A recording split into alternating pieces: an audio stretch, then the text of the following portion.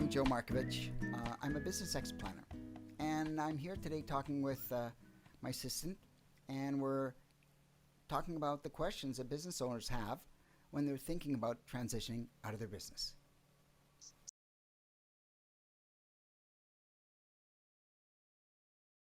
A business exit plan is almost like a will for your business, right? It's like, what do you want to happen or will happen, right? Will it happen, right?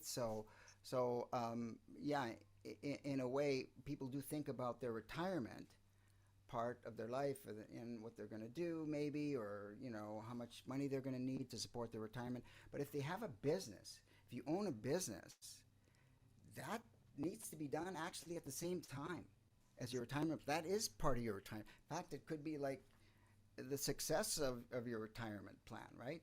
Mhm. That's what it could be. So you have to think of it holistically, like both your your life plan and your estate plan as well at the same time.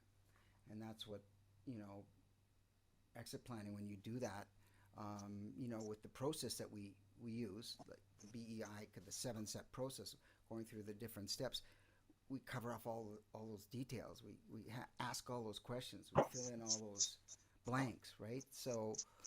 And it doesn't really take a lot of the owner's time to do an exit plan. That's what the exit planning process, does. Is it pulls together, a bunch of different um, advisors who are gonna be part of the deal team, right? So it's like these guys are all need to be here in this deal process when the business goes up for sale or when the transition is happening, right?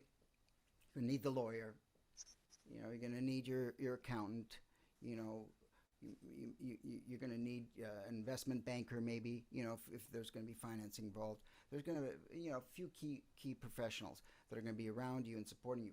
And the exit planner is the guy who kind of steps in, the picture, like steps into that position for you, during this process, so that someone is kind of coordinating things and making sure the details are all together, so that the process goes smoothly, and you, the owner, get to focus on what's most important, which is your business, building as much value into the business as you can from the time you decide to you're going to leave until the time you actually do leave, because the more value you as the owner build into the business, the more value you're going to have when you leave it, right? And you're the best person. So it's almost like some business owners, once they start thinking about exiting, they think like, I'm done. I don't want to. I can't take it anymore. Like I'm burnt. I'm finished. I'm like, this is this. I just want out. Well, that's the worst time, right? That's when when the business does need your best energy. All the years of experience, everything that you've learned in running and starting and growing your business, like needs to be applied to the value drivers in your business. Like, what are the things that a buyer is going to look at when they come to look at your business? Like that's a term that we call transferable value. It's not what you think your business is worth. Like, hey, I've been working here 25 years and I think it's worth $100 million. Well, that's great, but ultimately, uh, the market decides on what your business is worth, and what you have in terms of value that can be transferred to the new owner, right? If it's all in your head, like if you got no documentation, no systems, you make all the decisions, everything is tied and whatever, your business is actually not worth very much. But the more independent it is from you as the owner, Mhm. and the more people, systems you have in place, key people and systems you have in place, and the more they're locked in to the business, long term, even if the business transitions, that's what's called transferable value. These value drivers, right? And what we do is we look at business, and I have an assessment that I do with business owners, and it doesn't take very long, but they answer a bunch of questions, and from that assessment, we can tell, we can look and see, like, if someone walked in with an offer to your business today, which could happen, does happen, right? You don't think, oh, I'm going to sell it in 5 years, and next week some guy hey, I like your business. I'd like to buy it. Do you want to sell it? That could happen. And so, the preparation you have in place, right, to get the value drivers of your business as healthy as possible. Think of it like an engine, or your or your body, right, your system, as fluid and organized and structured and systemized. And it's like a well-oiled machine. Like somebody comes to look at your business, and they walk in, they say, wow, look at this place is, and the owner's able to kind of sit back and say, yeah, it's my business for sale. That's going to attract a lot of interest.